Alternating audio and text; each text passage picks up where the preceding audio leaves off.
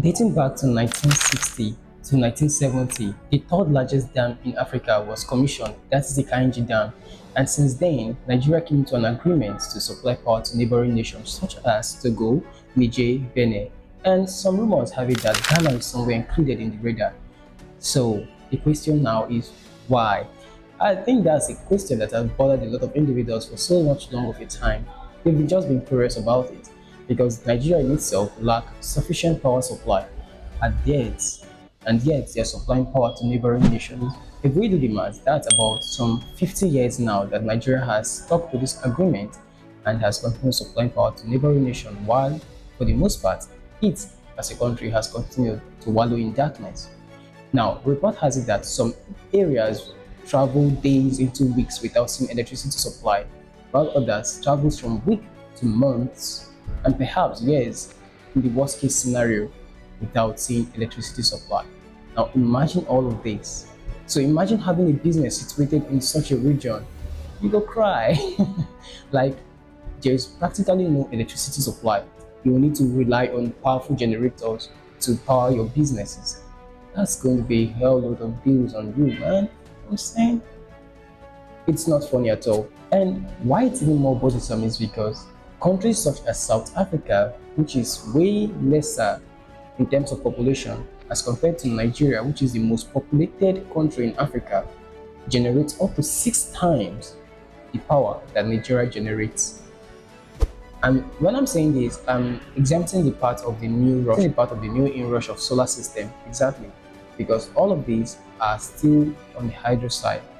Nigeria is basically being powered by hydro energy, and that's where my focus is right now. So why have they continued supplying electricity to all these nations while they themselves wallow in darkness for the most part? Well, I found out some reasons why Nigeria has continued to do this. And surprisingly, I think this is the only agreement that Nigeria has stuck through for so long of a year. I mean, this is some 50 years already, I'm counting, because we don't know when this agreement is going to terminate. Yeesh. Exactly. So that's the thing. Well, after conducting my research, I found out that Nigeria has stuck through this agreement for basically 2 reasons. And the first one, like such, is a strategic relationship. Nigeria is blessed with enough natural resources, and yet we still complain and lament a lot. Anyways, another reason why Nigeria supply power to this nation is because of if these nations start building their own dams, it's going to limit the water flow coming to Nigerian dams. That is the Kenji Dam I'm talking about precisely now, and other dams, of course. It's going to limit the water flow coming to those dams, and if those water flow is limited, power generation is going to drastically reduce. Now, and imagine that time. Oh, we will cry. So those are basically the 2 reasons why Nigeria supply power to neighboring nation. However, is there a solution to this? Of course, yes, there's a solution to this. Within the country itself, there's provision for power to circulate. However, it is not working so because of basically 3 reasons. And the first, like it is reformation.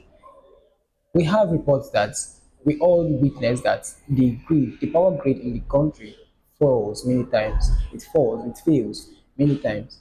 And this is because they are old and worn out. Yes.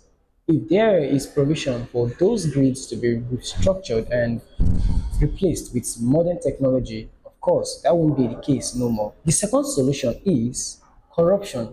This cannot be overly emphasized. And when I'm talking about corruption here, I mean getting money for a project and now we're failing to carry out the project. Now, the third solution is vandalization. And when I say vandalization, vandalization is already on the low side of the graph because, of course, if you know one lane, nature will teach you.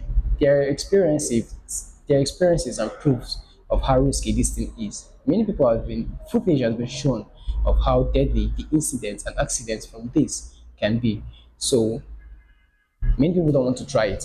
I'm not saying it does not exist. Of course, it exists. Yes, but it is way, way, way on the lower side of the graph now.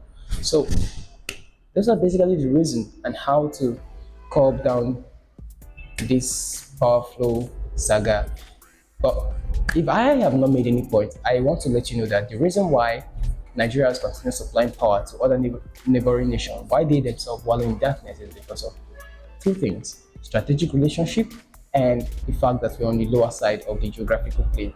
Basically, they don't want other countries to start building their dams so that we will not run out of power in our hydro dams, we will not run out of water. So that's just it.